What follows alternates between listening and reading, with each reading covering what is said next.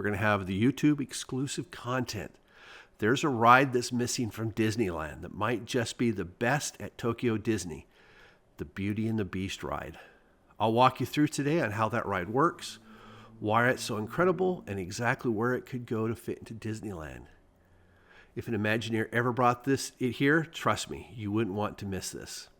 And just as a reminder, I am not an engineer, I am not an Imagineer, I am not a designer of any kind. I'm just Aaron from Park Bites, your Disney food fan who probably thinks way too much about rides while eating way too many churros, as you can see as I tap my belly.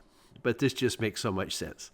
The ride that Disneyland is totally missing is Beauty and the Beast, the enchanted tale of Beauty and the Beast from Tokyo Disneyland.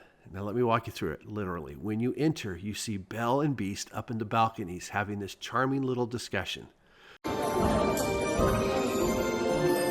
Oh, there's the... 昔々、遠い国の輝くお城に若い王子様が住んでいました。王子様は何でも思いのままにできましたから、すっかりわがままになり、優しさを失っていたのです。ある夜、お城に年取った物乞いの女が来て、一夜の宿を恵んでほしいと言い、一本のバラを差し出しました。Already you're hooked into the story. Then you walk through Belle's cottage, passing more beautiful storybook-style scenes, and then you get to these ride vehicles. Now this is where it gets amazing. You're not on a track. It's magnetic like Rise of the Resistance, but instead of Star Wars transport, you climb into a giant teacup.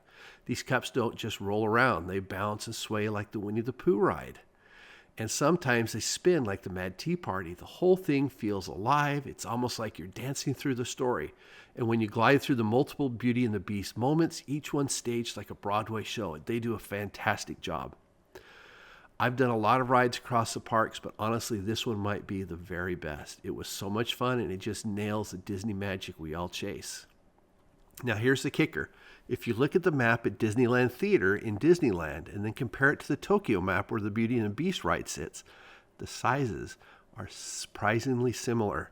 And that's what got me thinking, what if Disneyland reimagined that space? Instead of a theater that only gets used never, we get a new anchor attraction, a true crown jewel of Fantasyland, Belle's Village, Beast Castle, and one of the best rides Imagineering has ever built. So yeah, again, I'm not an Imagineer, just a Disney food fan who thinks this is a no-brainer. Disneyland deserves this ride, and I hope someday we'll get it. Thanks so much for sticking around for the exclusive segment. I really appreciate every single one of you. Every like, every subscribe, every share helps me keep these videos. This has been Park Bites with Aaron, where food meets fun in the happiest place on earth. I'll see you next Friday.